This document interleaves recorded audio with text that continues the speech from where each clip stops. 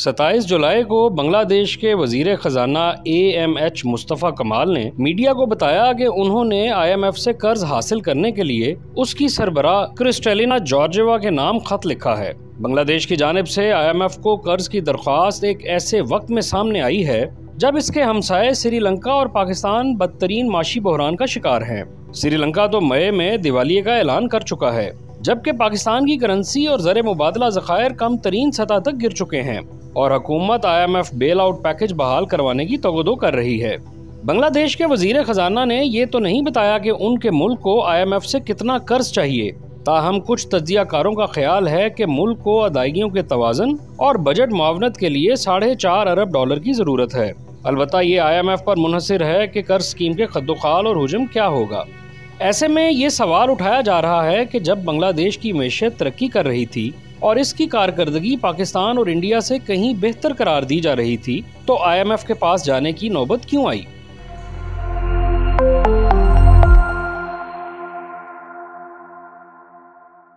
सबसे पहले तो बांग्लादेश की मैशत का मुवाजना पाकिस्तान और भारत की मैशत से कर लेना चाहिए ताकि बात को समझने में आसानी हो।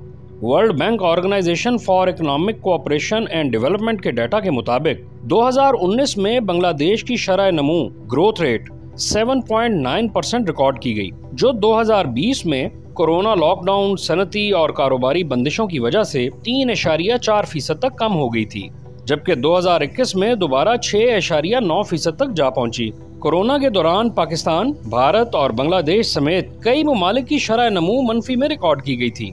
2019 में भारत की शरह नमू 3.7%, 2020 में मनफी 6% और 2021 में 8.9% रही। पाकिस्तान की GDP की शरह नमू 2019 में 2.5%, 2020 में मनफी 1.3% और 2021 में तकरीबन 6% रिकॉर्ड की गई। इन एदादो शुमार में मज़कूरा ममालिक के अपने इदारों के जारी करदा एदादो शुमार से मामूली फ़र्क हो सकता है, ताहम ये वो एदादो शुमार हैं जो वर्ल्ड बैंक ने अपनी वेबसाइट पर जारी कर रखे हैं। जनूबी एशिया में श्रीलंका और पाकिस्तान के बाद बांग्लादेश तीसरा मुल्क है जिसने हालिया अरसे के दौरान IMF को कर्ज की दरख्वास्त दी है। बाकी तमाम ममालिक का ताल्लुक अफ्रीका से है।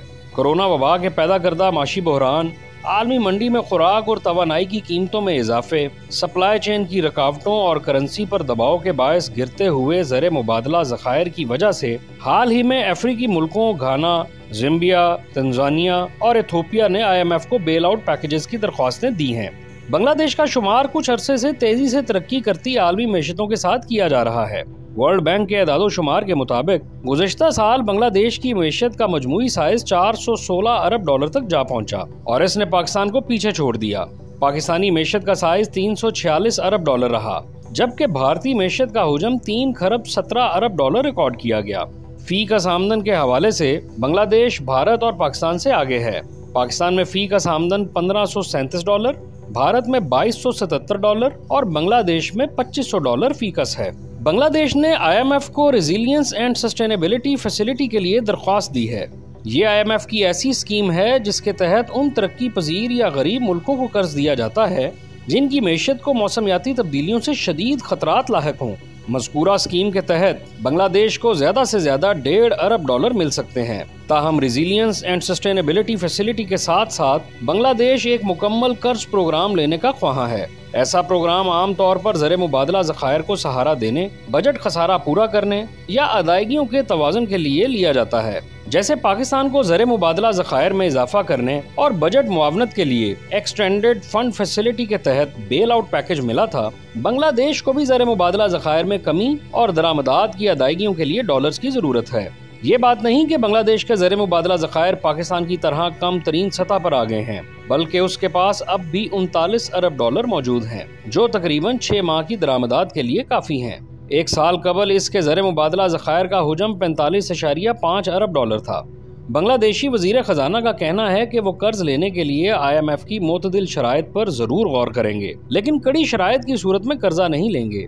इसके बरक्स पाकिस्तान को कड़ी से कड़ी शराइत पर भी सर तस्लीम खम करना पड़ा है।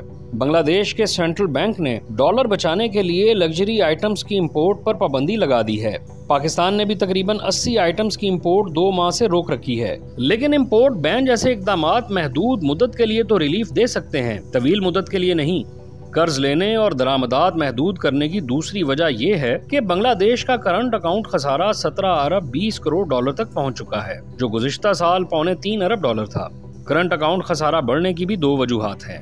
पहली वजह यह कि एक साल के दौरान बांग्लादेश की बरामदात में 34% इजाफा हुआ, लेकिन इसके मुकाबले में दरामदात 39% बढ़ी हैं। यानी जितने डॉलर मुल्क में आए उससे कहीं ज्यादा डॉलर बाहर चले गए। बांग्लादेश सबसे ज्यादा ज़र मुबादला यूरोप और अमेरिका को गारमेंट्स बरामद करके कमाता है, लेकिन आलमी सतह पर महंगाई की लहर ने अमरीकी और यूरोपीय सार्फिन की कुव्वत खरीद भी कम कर दी है, जिसका लामुहाला असर बांग्लादेश की गारमेंट एक्सपोर्ट्स पर भी पड़ा है। सप्लाई चेन के मसाइल, खाम माल और तवानाई की कीमतें बढ़ने की वजह से भी बरामदात मुतासिर हुई हैं। दूसरी वजह करेंसी की गिरावट है।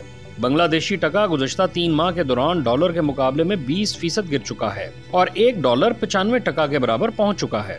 बहरहाल करेंसी की गिरावट इस वक्त तकरीबन हर मुल्क का मसला है, लेकिन इन तमाम अवामिल ने मिलकर बांग्लादेश के ज़र मुबादला ज़खायर पर दबाव बना रखा है, जिन्हें बरकरार रखने के लिए हुकूमत को IMF से रजू करना पड़ा।